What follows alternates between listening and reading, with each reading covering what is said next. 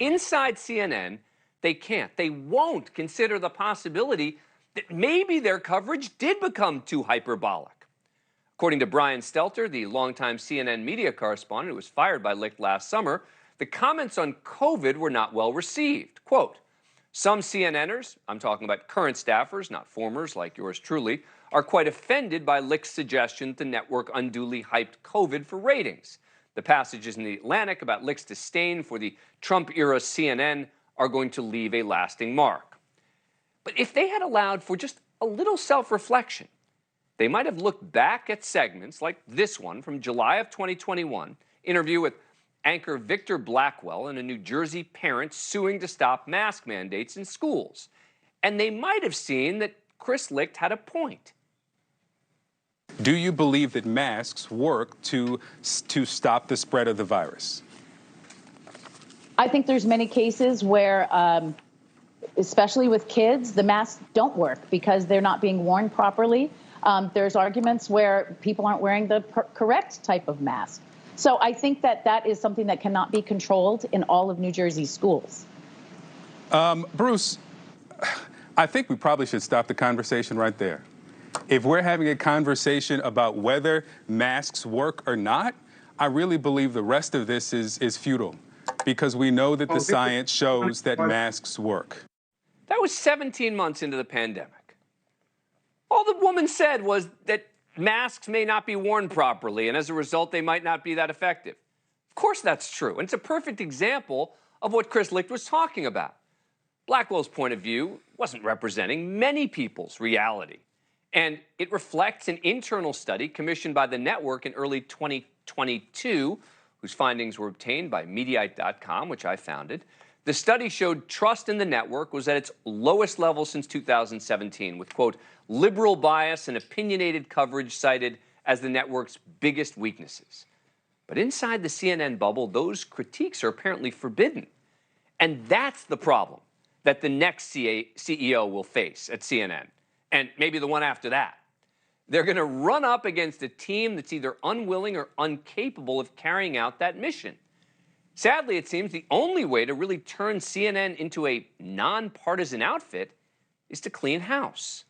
Joining us now, Colby Hall, NewsNation contributor and founding editor of Mediaite.com. He has an article out today entitled, CNN honcho Chris Licht is out. Will his corporate overlords now clean house? Colby, good to see you. So what is the sense? Is there a sense that they are going to clean house, or is the first thing going to be, again, to try and shuffle the deck again? I think there's a lot yet to be determined. I think the phrase that you said there that makes the most sense is CNN bubble. I think that the bubble at CNN was so unpervasive that CNN couldn't reach them. And I think that the vision for what CNN can be as a nonpartisan place is going to be very hard to execute with the current team. Why? Well, because there's a lot of people. First of all, their news team is unparalleled. The reporters that are in Ukraine or the Capitol Hill, they're outstanding. But the on-air hosts, the on-air programming, there's a few people there that are very strong. Jake Tapper, Kate Baldwin, there's a few, but there's a lot there that are still wedded to this sort of Jeff Zucker, personality-driven conflict era that rated for them so well, but also brought viewers, but a lot of animus towards people that really they didn't want to see a jersey being worn. They didn't want to see, like, conflict. They wanted to get straight news. But when you say a jersey, you mean left-leaning jersey. Exactly right. And I think there are a few people there that can make that pivot. I think a lot of the people that were quietly and anonymously talking about how they didn't believe in Licht's vision, they're going to rue the day that Licht is out, because Licht was pretty accommodating. I don't think the vision is going to go away. I think the new WBD overlords are going to come in and probably get rid of the people that were probably most quietly vocal about Chris Licht. And it's bizarre that they were so offended by this comment that he made about hyping up COVID after a while. He wasn't saying all of the CNN coverage was bad. He was saying at the beginning the coverage was good. At the beginning it made sense.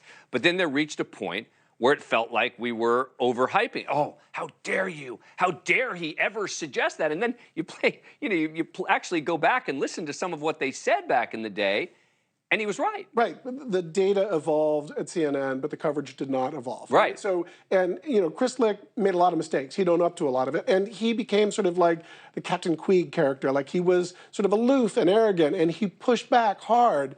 But he was never, ever in a real, when he didn't When he lost the room from the very beginning, he was never going to be able to exact his vision.